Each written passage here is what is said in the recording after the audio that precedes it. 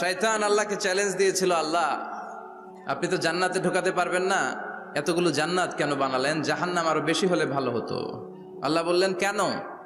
শয়তান বলে, আল্লাহ এই সবগুলারে আমি ওয়াসওয়াসা দিয়ে মুনাফিক বানিয়ে নাস্তিক বানিয়ে জাহান্নামে ঢুকাবো। আমি চ্যালেঞ্জ দিলাম, ডান দিক থেকে ধোকা দেব, বা থেকে, সামনে থেকে, পেছন থেকে, নিচ থেকে, রগের শিরা উপশিরায় ঢুকে, মাজরার দাম যেখান দিয়ে রক্ত চলাচল করে ওখানে ঢুকেও আমি ধোকা দেব।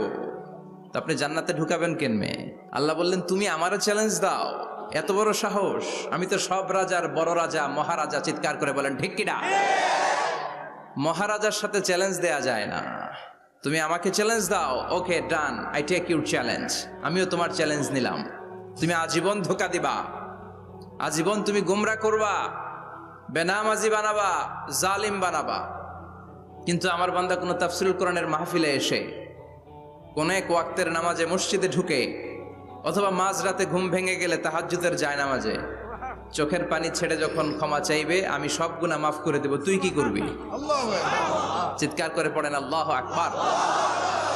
এজন্য ভুল নাই এমন কোনো মানুষ নাই, ভুল হয়নি শুধু নবীদের, এজন্য তারা মাসুম। আহলুস সুন্নাহ ওয়াল জামাআর ইতিকাদ হচ্ছে নবীদের কোনো ভুল নাই, ঠিক কিনা? ছোটখাটো যে ব্যাপারগুলো ঘটেছিল সেগুলো আল্লাহ অবশিষ্ট থাকতে দেননি, সেগুলোকে আল্লাহ ঠিক করে দিয়েছেন। চিৎকার করে পড়েন সুবহানাল্লাহ। এজন্য ইমাম যদি ভুল করে আপনারা পেছন থেকে চান্স দিবেন ওনাকে শুধরে নেয়ার, কিন্তু উনি শুধরে নিতে পারছেন না, তখন পেছন থেকে লোকমা দেওয়ার দরকার আছে না নাই? তো এই জন্য ইমাম যদি ভুল করে পেছন থেকে শুধরে দিতে হয়। ইমাম শব্দের অর্থ নেতা। মসজিদের যিনি ইমাম উনি আমাদের নেতা, আর সমাজে যারা থাকে তারা কি কয়? পাবলিক, এরাও নেতা। সমাজের নেতা তো আরো বড় নেতা, ঠিক কিনা? নেতা যত বড় ভুল করার সম্ভাবনাও তত। এজন্য মসজিদের নেতাকে যেমনি আমরা শুধরে দিয়েছি, সমাজের নেতারাও ভুল করলে শুধরে দিতে হবে। চিল্লায় বলেন ঠিক কিনা? এজন্য আপনার এই আমানত যে কোনো জায়গায় ব্যবহার করা যাবে না, যাকে মন চায় তাকে ভোট দেওয়া যাবে না। ভালো লোক দেখে, আমরা বিএনপি বুঝি না, আওয়ামী লীগ বুঝি না, জাতীয় পার্টি বুঝি না, জামাত ইসলাম বুঝি না, ঐক্যফ্রন্ট বুঝি না, কিচ্ছু বুঝি না। আমরা সাধারণ মানুষ বুঝি, যারা ইসলাম প্রিয়, যারা কোরআন প্রিয়, যারা আল্লাহকে ভালোবাসে, যারা জনগণের সুখে দুঃখে থাকে, তাদেরকে আমরা ভোট দিয়ে জয়যুক্ত করব। চিৎকার করে বলেন ঠিক কিনা? আমরা প্রশংসা করলাম কার? আল্লাহর প্রশংসা করতে ভালো লাগে? যে বান্দা প্রশংসা করে বেশি বেশি, আল্লাহ তার উপর খুশি হয়ে যায়। বান্দা যখন কিছু খায়, খেয়ে বলে আলহামদুলিল্লাহ, আল্লাহ তার উপর খুশি হয়ে যায়। বান্দা যখন কিছু পায়, পেয়ে যদি বলে আলহামদুলিল্লাহ, আল্লাহ নেয়ামতের বাড়িধারা তার উপর আরো বাড়িয়ে দেয়। লা ইন শাকারতুম লা আযীদান্নাকুম ওয়া লা ইন কাফারতুম ইন্না আযাবী লাশাদীদ। নেয়ামতের শুকরিয়া করলে আরো বাড়িয়ে দেব। আমার খাজানা, আমার ধন ভান্ডার যে কত বিশাল তোমাদের কোনো ধারণাই নাই। আল্লাহু আকবার। হাদিসে কুদসিতে আল্লাহ বলেন, ইয়া ইবাদি, হে গোলামেরা, লাউ আন্না আউওয়ালাকুম ওয়া আখিরাকুম ওয়া ইনসাকুম ওয়া জিন্নাকুম কামু আলা সাঈদিন ওয়াহিদ। পৃথিবীর সব মানুষগুলো সাইয়েদনা আদম থেকে শুরু করে কিয়ামত পর্যন্ত যারা আসবে সবাই যদি একটা বিশাল ময়দানের উপর দাঁড়িয়ে তাদের মনের যত চাহিদা আকুতি আছে সবকিছু আমার কাছে বলে, তারা যা চায় সবই যদি আমি দিয়ে দেই, প্রত্যেকের যত চাওয়া পাওয়া আছে সবও যদি আমি পূরণ করে দেই, আমার খাজিনা, আমার ধনভাণ্ডারের 1 ইঞ্চিও কমবে না। কত বড় ধনভাণ্ডারের তিনি মালিক। আল্লাহু আকবার। এজন্য বিপদে পড়লে চাইবো কার কাছে? বন্ধুর কাছে বিপদ শেয়ার করার আগে, ফেসবুকে শেয়ার দেওয়ার আগে শেয়ার দিব কার কাছে? কথা কি বুঝেন? প্রথমে শেয়ার চলবে কোথায়? আল্লাহর কাছে শেয়ার করব। বিশাল ধনভাণ্ডারের মালিক আমার সব সমস্যার সমাধান করে দিলেও তার ধনভাণ্ডারের কোনো কমতি হবে না, ঠিক কি না? এজন্য সব সময় আল্লাহর প্রশংসা করতে হবে বেশি বেশি। এত নেয়ামত তিনি দিয়েছেন, আপনি গুণে শেষ করতে পারবেন না। ওয়া ইন তা'উদ্দু নি'মাতাল্লাহি লা তুহসুহা। এত নেয়ামত দিয়েছি, গুণে শেষ করা যায় না। ঠিক যে মুহূর্তে আমরা এখন কথা শুনছি, অনেকে এখন হসপিটালের বেডে আছে না নাই? দুর্ঘটনায় আছে না নাই? ঋণের বোঝায় জর্জরিত, পাওনাদাররা বাড়িতে এসে ঝামেলা করে ঘরে থাকতে পারে না, আছে না নাই? মামলা হামলা, ঝামেলা, জুলুম, নানা কারণে নানা জায়গায় মানুষেরা বিপদে আছে। অনেকের ক্যান্সার, যেটার কোনো অ্যান্সার নাই।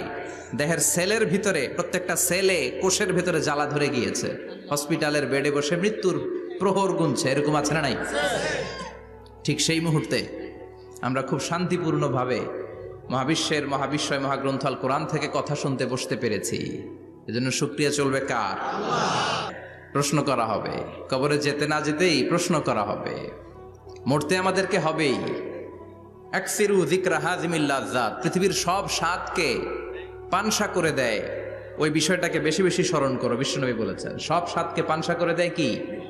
মরণ, ঠিক কি না? The most certain thing in our life is death, and the most uncertain thing in our life is the time of death. আমাদের জীবনের সবচাইতে সুনিশ্চিত বিষয় হচ্ছে মরণ, মরতে হবেই, কিন্তু সবচেয়ে অনিশ্চিত বিষয় হচ্ছে দ্য টাইম অফ ডেথ, কখন মরবো, কোথায় মরবো এটা জানি না, তাই না? আমরা যে মরবো এটা সবাই জানেন না? কথা বলেন। সবাই জানে, কিন্তু কখন মরবো জানেন? কিভাবে মরবো জানেন? কখন যে মৃত্যুর সময়টা চলে আসবে আমরা কেউ জানি না। এবং একটা মানুষের জীবনের সবচাইতে ভয়ঙ্কর অভিজ্ঞতা হচ্ছে এই মৃত্যু। আর এই এক্সপেরিয়েন্স, এই অভিজ্ঞতার কথা কাউকে শেয়ার করে যাওয়া যায় না। কেমন লেগেছিল তার বলে যাওয়ার আগেই তাকে উড়াল দিতে হয়, ঠিক কি না? এজন্য পরিবর্তন আসতে শুরু করেছে। রব্বুল আলামিন ইরশাদ করছেন, ওয়ামা আরসালনাকা ইল্লা রাহমাতাল লিল আলামিন। মুখস্থ আছে না সবার? পড়েন, ওয়ামা আরসালনাকা ইল্লা রাহমাতাল লিল আলামিন। সূরাতুল আম্বিয়ার ছোট্ট একটা আয়াত, যে সূরাটা আল্লাহ তাআলা নবীদের জন্য ডেডিকেট করেছেন। এখানে আল্লাহ বলছেন, ওমা আরসালনাকা ইল্লা রাহমাতাল লিল আলামিন, I have sent you as a mercy, as a rahmah, as a barakah, as a blessings for the whole world, for the entire world.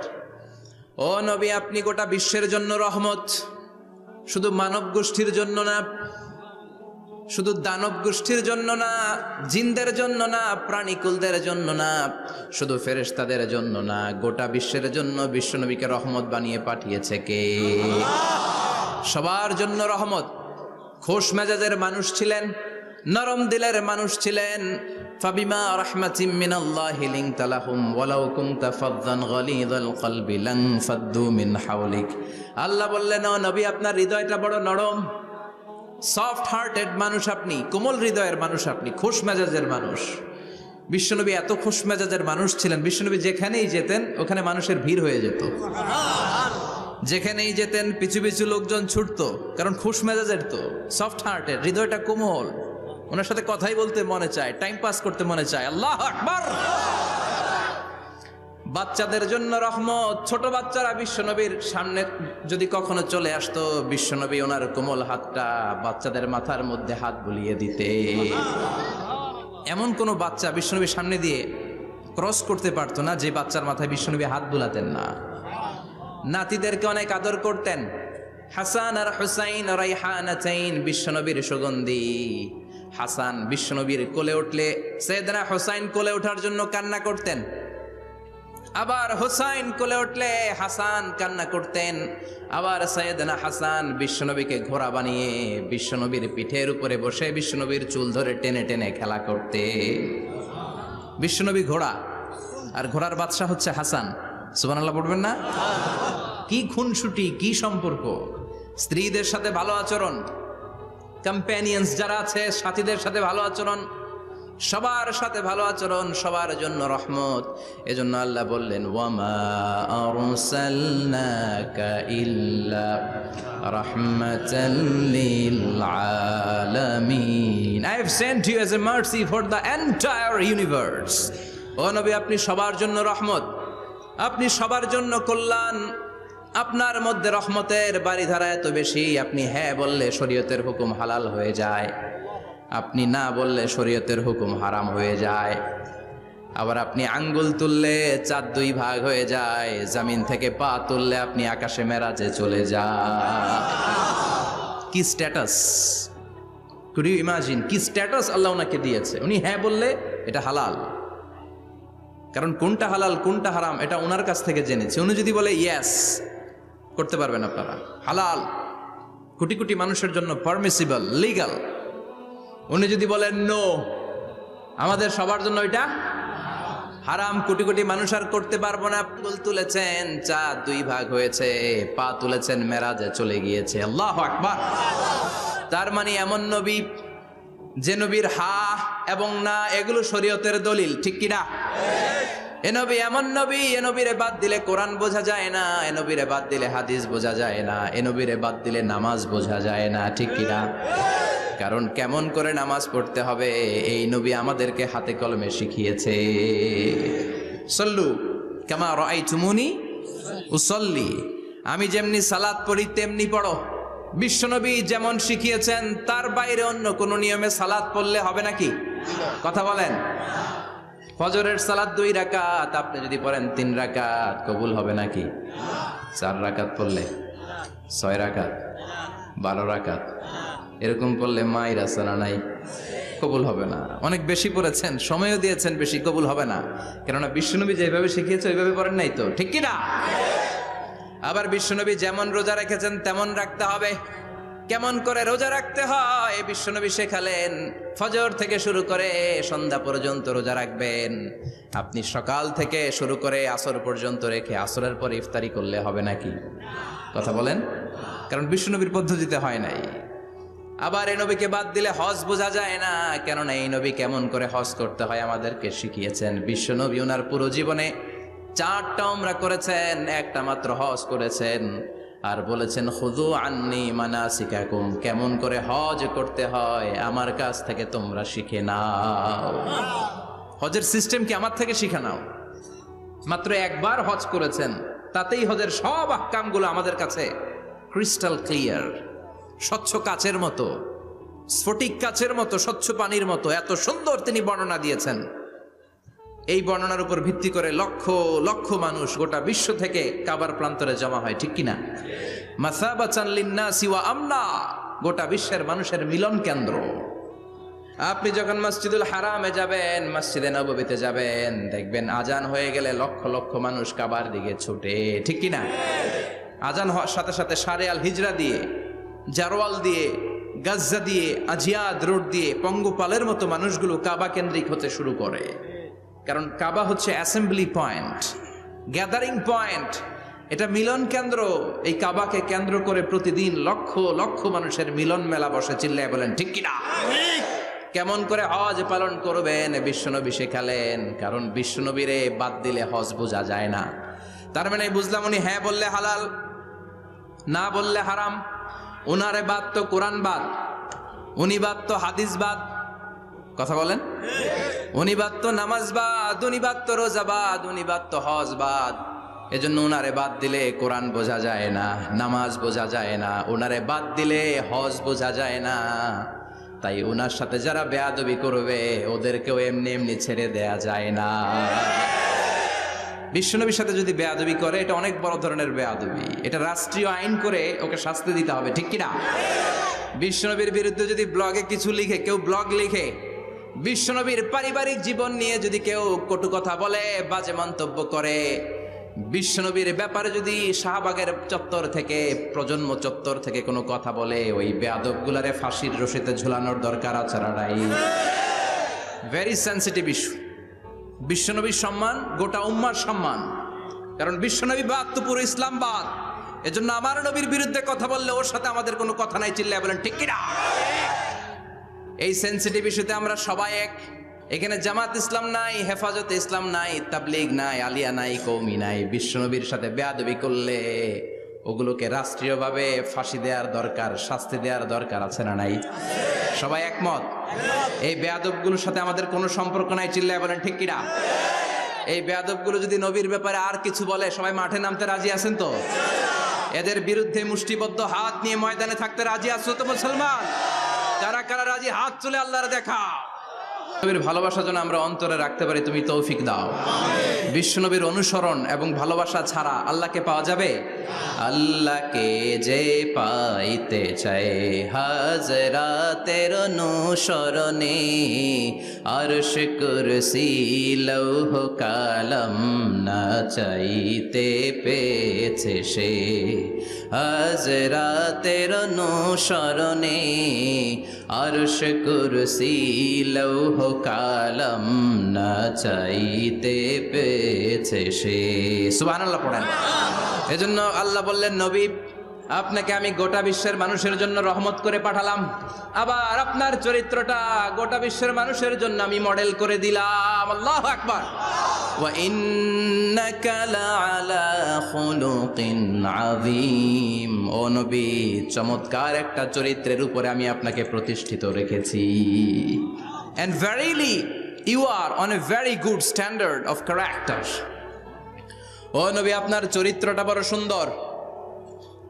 আপনার চরিত্রের মতো গোটা বিশ্বের কারো চরিত্র হতে পারে?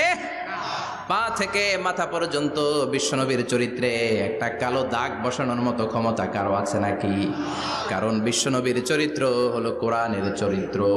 মা আয়েশাকে বলা হলো, মা আমাদের পেয়ারা নবীর চরিত্র কেমন ছিল আমাদেরকে বলে শোনান। মা আয়েশা বললেন, ও সাহাবীরা, বিশ্বনবীর চরিত্র ছিল কোরআনের চরিত্র। কানা খুলুকুহু আল কোরআন। বিশ্বনবীর চরিত্র ছিল কোরআনের চরিত্র। পুরো কোরআনে 30 পারাতে থিওরিটিক্যালি যা বলে শোনানো হয়েছে, বিশ্বনবীর জীবনীতে চরিত্রে প্র্যাকটিক্যালি ওই সব কিছু করে দেখানো হয়েছে। পুরো কোরআনে 30 পারাতে থিওরিটিক্যালি যা বলা, বিশ্বনবীর চরিত্রে প্র্যাকটিক্যালি সেটা করে দেখানো। সুবহানাল্লাহ বাড়িতে যে বলেন। আবার বিশ্বনবীর আরেক স্ত্রী উম্মে সালামা বলতেন, ইনদামা ইয়ামশি রাসূলুল্লাহি আলাল আরদি কাআন্নাল কুরআনা ইয়ামশি আলাইহি। যখন বিশ্বনবী রাস্তার উপর দিয়ে হেঁটে যেত, মনে হয় কোরআন শরীফটা রাস্তার উপর দিয়ে হেঁটে হেঁটে যায়। কোরআনুল কারীম রাস্তা দিয়ে হেঁটে হেঁটে যাচ্ছে, মনে হচ্ছে যে এটা বিশ্বনবী নয়, এটা জীবন্ত কোরআন। পড়েন আল্লাহু আকবার। এজন্য এই নবীকে আল্লাহ এমন স্ট্যাটাস দিয়েছেন, পৃথিবীর কোন নবীকে তেমন স্ট্যাটাস দিয়েছে নাকি? এই নবীকে আল্লাহ এমন মর্যাদা দিয়েছে, গোটা বিশ্বের কাউকে এমন মর্যাদা দিয়েছে নাকি? এমন কিছু গুণাবলী, ক্যারেক্টারিস্টিক্স আল্লাহ বিশ্ব নবীকে দিয়েছে, পৃথিবীর কোন নবীকে সেগুলো দেয় নাই। সুবহানাল্লাহ। খুশি না বেজার? খুশি তো সবাই। কি দিয়েছেন, কি স্পেশাল এক্সট্রা স্ট্যাটাস আল্লাহ তাআলা বিশ্ব নবীকে দিয়েছেন আমরা শুনি। এক নাম্বার স্ট্যাটাস হলো সাহিবু শাক্কিস সাদর। বিশ্ব নবীর সিনা চাক হয়েছে, পৃথিবীর কোন নবীর সেটা হয় নাই। সুবহানাল্লাহ। 2 বার হয়েছে এটা বিশ্ব নবীর জীবনে। হালিমাতুস সাদিয়ার বাড়িতে যখন দুধ পান করতে গিয়েছিল তখন হয়েছিল, আবার মেরাজের রাতে হয়েছিল। উম্মে হানির ঘর থেকে চলে সাইয়েদনা জিবরাইল বিশ্ব নবীকে হাতিমে কাবায় শুইয়ে দিলেন। এরপর গলার নিচ থেকে শুরু করে নাভি পর্যন্ত বুকটা কেটে ফেললেন, বিশ্বনবীর হৃদয়টাকে বের করলেন, জামজামের পানি দিয়ে ধৌত করলেন, আবার পেটের ভেতরে হৃদয়টাকে ঢুকিয়ে দিলেন। দিস ইজ কল্ড শাক্কে সাদার। উর্দু ফার্সিতে বলে সিনা চাক, ইংরেজিতে বলে ওপেন হার্ট সার্জারি। সুবহানাল্লাহ পড়বেন না? আমাদের অনেকের ওপেন হার্ট সার্জারি হয় না, গলা থেকে নাভি পর্যন্ত কাটা, সেলাই করে দিলে আবার বাঁচে। এটা বিশ্বনবীর সিনা চাক থেকে আবিষ্কার হয়েছে। পড়েন আল্লাহু আকবার। যে সমস্ত সাহাবারা বিশ্বনবীকে খালি গায়ে দেখেছে, উদম গায়ে দেখেছে, তারা বর্ণনা করেছে 2টা কাপড় মাঝখান দিয়ে সেলাই করলে যেমনি দাগ দেখা যায়, আমরা বিশ্বনবীর গলা থেকে নাভি পর্যন্ত এরকম সেলাইয়ের দাগ দেখতে পেয়েছি। শাক্কুস সাদর, special status of the last Messenger Muhammad সাল্লাল্লাহু। আর কোন নবীকে আল্লাহ এটা দেয় নাই। খুশি না বেজার? আবার উনি হলেন সাহিবুল মেরাজ। উনার মেরাজ হয়েছে, আর কোন নবীর হয়েছে নাকি? কথা বলেন। বিশ্বনবীর হৃদয়টা বড় ভাঙা, কলিজার টুকরা স্ত্রী খাদিজা নাই, যাকে সবচেয়ে ভালোবাসতেন, সবচেয়ে প্যার করতেন, যাকে মাহাব্বাত করতেন। এবং সাইয়েদাতুনা খাদিজার জন্য বিশ্বনবী মা আয়েশাকে ধমকও দিয়েছেন। সাইয়েদাতুনা খাদিজার কথা যখন বিশ্বনবী বলে বেড়ায় মা আয়েশার কাছে, খাদিজার কথা বললে মা আয়েশা বলতেন, ও নবী, কোন জাহিলি যুগে এক বুড়ি মহিলার সাথে আপনার বিয়ে হয়েছিল, মরে গিয়েছে, কবরে শুয়ে আছে।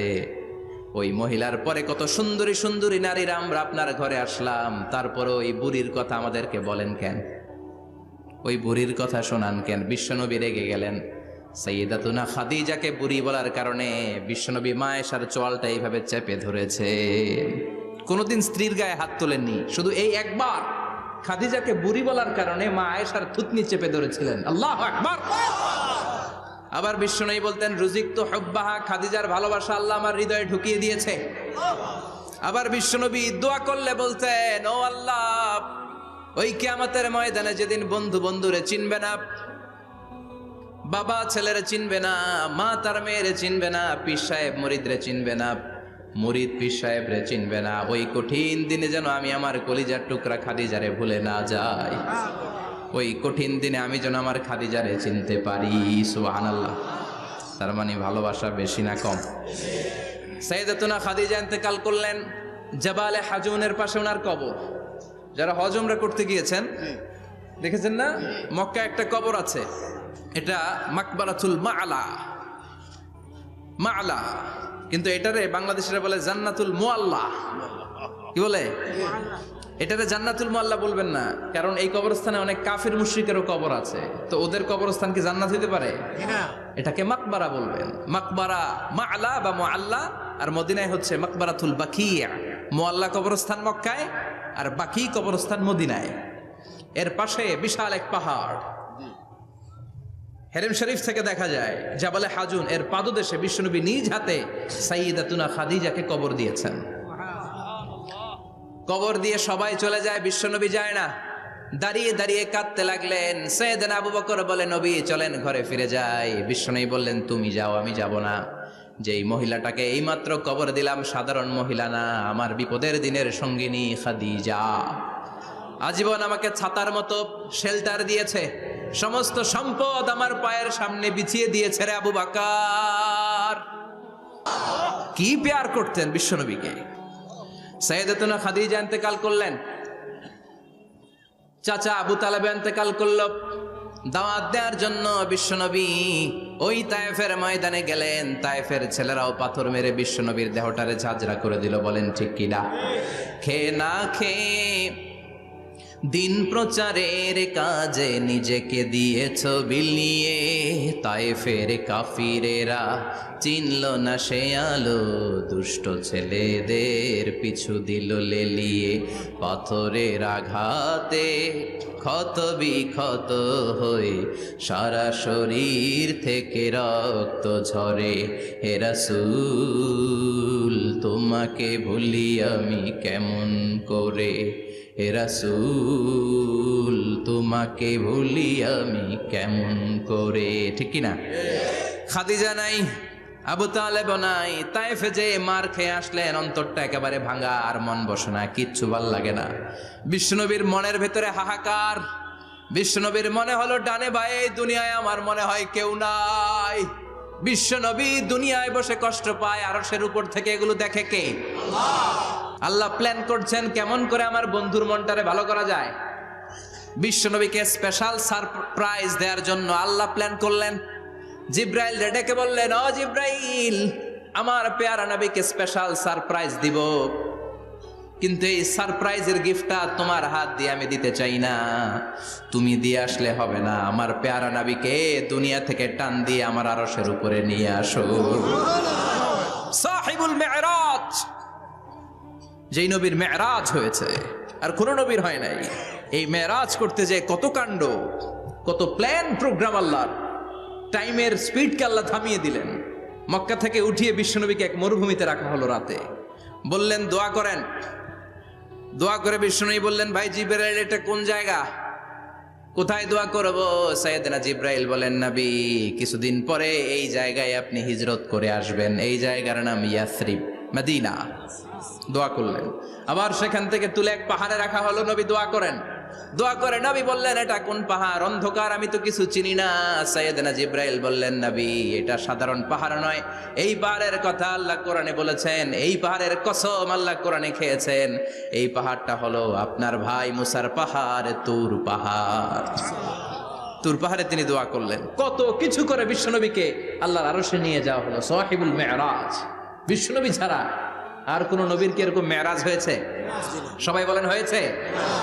এরপর উনি হলেন সাহিবুস শাফা, শাফাতের মালিক। বিশ্বনবী ছাড়া কিয়ামতের ময়দানে কেউ আমাদের জন্য সুপারিশ করতে পারবে না। পাগল হয়ে যাব আমরা। সূর্যটা মাথার কাছে, ক্ষুধায় তৃষ্ণায় জিহ্বাটা কুকুরের মতো বের হয়ে ঝুলতে থাকবে, মাথার মগজগুলো গলে গলে নাকের ছিদ্র দিয়ে কানের ছিদ্র দিয়ে বেয়ে বেয়ে পড়তে থাকবে। বাবা ছেলের দেখলে দিবে দৌড়, বলবে চিনি না, ইয়া নাফসি আল্লাহ আমারে বাঁচাও, ঠিক কিনা? পীর সাহেব মুরিদ রে বলবে চিনি না, মুরিদ পীর সাহেব রে বলবে চিনি না, ভাই ভাই রে চিনবে না। সব নবী আর সব উম্মতের একটাই জিকির, ইয়া নাফসি ইয়া নাফসি। নবীও জিকির করে ইয়া নাফসি, উম্মতও জিকির করে। সবাই সাইয়েদনা আদম রে ধরবে, সাইয়েদনা আদম বলবে আমি পারবো না। নূহের কাছে যাও, সাইয়েদনা নূহ বলবে পারবো না। ইব্রাহিমের কাছে যাও, সাইয়েদনা ইব্রাহিম বলবে পারবো না। মুসা আলাইহিস সালামের কাছে যাও, মুসা আলাইহিস সালাম বলবেন পারবো না। ঈসা আলাইহিস সালামের কাছে যাও, সাইয়েদনা ঈসা আলাইহিস সালাম বলে এত জায়গায় ঘুরে লাভ নাই, জায়গা মতো যাও মিয়া, জায়গা মতো যাও। মাকামে মাহমুদে বিশ্বনবীকে সেজদায় পড়ে থাকতে দেখবা। ওই নবী ছাড়া আজকের এই ভয়ঙ্কর আমাদের সবার বিপদের দিন, এই বিপদের দিনে আল্লাহর সামনে দাঁড়িয়ে কথা বলার মতো সাহস আজকে কারো নাই। বিশ্বনবী কাঁদতে থাকবেন, সেজদায় পড়ে কাঁদবেন। সবার জিকির ইয়া নাফসি ইয়া নাফসি, বিশ্বনবীর জিকির ইয়া উম্মতি। কাঁদতে কাঁদতে নবী আমার বেহুশ, সবাই বিশ্বনবীর চারদিকে দাঁড়িয়ে থাকবে গোল হয়ে। আমার নবী মাকামে মাহমুদে সেজদায় পড়ে থাকবে। বিশ্বনবীর কান্না দেখে আল্লাহর সহ্য হবে না। আল্লাহ বলবে না নবী ইরফা রাসাক, মাথা উঠান, আর সইতে পারি না। সাল তুতা, এবার চান, কি লাগবে আপনার সব দেব। ওয়াশফা তুশাফা, যার জন্য সুপারিশ করবেন তাকেই জান্নাত দিয়ে দেব। বিশ্বনবী বলেন লিকুল্লি নবিয়িন দাওয়া মুস্তাজাবা, সব নবীর দুনিয়াতে একটা স্পেশাল দোয়া ছিল, এটাকে বলে দাওয়া মুস্তাজাবা। এই দোয়াটা করলেই কবুল করে নিয়েছে কে? আল্লাহ। সব নবীর ওই দোয়াটা দুনিয়াতেই করেছেন, শুধুমাত্র কেবলমাত্র বিশ্বনবী তার স্পেশাল দোয়াটা আজ পর্যন্ত এখন পর্যন্ত করে নাই। বিশ্বনবী বলেন ওয়া ইন্নী আখতাবিউ দাওয়াতি শাফাআতান লি উম্মতি ইয়াউমাল কিয়ামাহ, আমি আমার দোয়াটা, আমি আমার স্পেশাল সাপ্লিকেশনটা কিয়ামতের দিন কঠিন মুসিবতের কালে তোমরা যখন বিপদে পড়ে যাবা, আমার স্পেশাল দোয়াটা ওই দিন করে আমি তোমাদের সুপারিশ করে জান্নাতে পাঠায়া দেব। সাহিবুশ শাফাআ, বিশ্বনবী ছাড়া কথা বলার মতো ক্ষমতা, স্পর্ধা, সাহস সেদিন কারো থাকবে না। চিৎকার করে বলেন ঠিক কিনা? আবার উনি সাহিবুল কাউসার, উনি কাউসারের মালিক। আল্লাহ ওনাকে কাউসার দিবেন। অন্য নবীকেও দিছে না? কথা বলেন, কাউসার দিয়েছে। কি মজার পানি, আহলা মিনাল আসাল, মধুর চাইতেও মিষ্টি। সুইটার দেন হানি, মধুর চাইতেও মিষ্টি। আব্রাদু মিনাস সালজ, বরফের চাইতেও ঠান্ডা। আবিয়াদু মিনাল লাবান, দুধের চাইতেও সাদা। এক ঢোক যে পান করবে আজীবনের জন্য তৃষ্ণা চলে যাবে। সাহিবুল কাউসার, তৃষ্ণার চোটে আমরা পাগল পারা হয়ে বিশ্বনবীর কাউসারের দরবারে যাব। বিশ্বনবী পেয়ালার মধ্যে করে করে আমাদেরকে কাউসার পিলাবেন। এই কাউসারের ক্ষমতাও রব্বুল আলামিন পৃথিবীর কোন নবীকে দেন নাই। সব নবীরাও বিশ্বনবীর কাছে চেয়ে চেয়ে কাউসার সেদিন খাবে। সুবহানাল্লাহ পড়বেন না? সাহিবুল কাউসার, সাহিবুল মিরাজ, সাহিবুশ শাফাআ, সাহিবুল মাকাম আল মাহমুদ। আজানের পরে দোয়াতে বলি না, আতি মুহাম্মাদিনিল ওয়াসিলাতা ওয়াল ফাদিলা ওয়াবআস মাকামান মাহমুদা। ও আল্লাহ, আমার নবীর আপনি মাকামে মাহমুদ দেন। মুফাসসিরিন ইকরাম, মুহাদ্দিসিন ইকরাম এই মাকামে মাহমুদ কি এটার ব্যাখ্যা করতে যে হয়রান হয়েছেন। কেউ বলেছেন কিয়ামতের ময়দানে বিশাল একটা সিংহাসন, কেউ বলেছে জান্নাতের মধ্যে একটা সিংহাসন, কেউ বলেছে না না, আমার আল্লাহর আরশের পাশে স্পেশাল একটা জায়গা আছে, ওই জায়গাটার নাম হলো মাকামে মাহমুদ। ওখানে বিশ্বনবী বসবেন। এই নবীর সাথে কারো স্ট্যাটাসের কোনো তুলনা চলে? কথা বলতে হবে। এই নবীরে গালি দিলে কলিজায় আগুন লাগে না? এই নবীর বিরুদ্ধে কথা বললে মুসলমান সইতে পারে?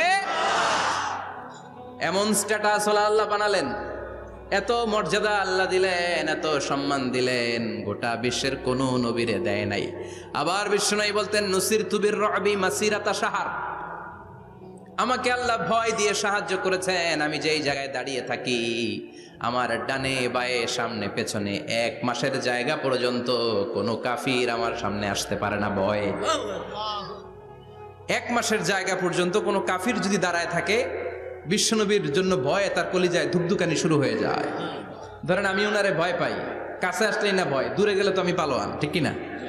উনি আছে কোম্পানিগঞ্জ বাজারের ওইদিকে, আমি এদিকে, আমি পালোয়ান, স্বাস্থ্যের সমস্যা নাই, ঠিক কি না? কারণ কাছে নাই। কিন্তু বিশ্বনবী এমন পাওয়ারফুল ছিলেন, কাছে আর দূরে কোনো কথা না, ডানে বায়ে সামনে পেছনে 1 মাসের দূরত্ব। এই লোকেশনের মধ্যে যদি কোনো কাফের মুশরিকের আন্ডা বাচ্চা থেকে থাকে, বিশ্বনবীর ব্যাপারে ভয় তাদের অন্তরের মধ্যে ঢুকিয়ে দেয় কে? এজন্য বিশ্বনবীর সাথে কারো মর্যাদার কোনো তুলনা চলে না। বিশ্বনবী আমাদের মডেল।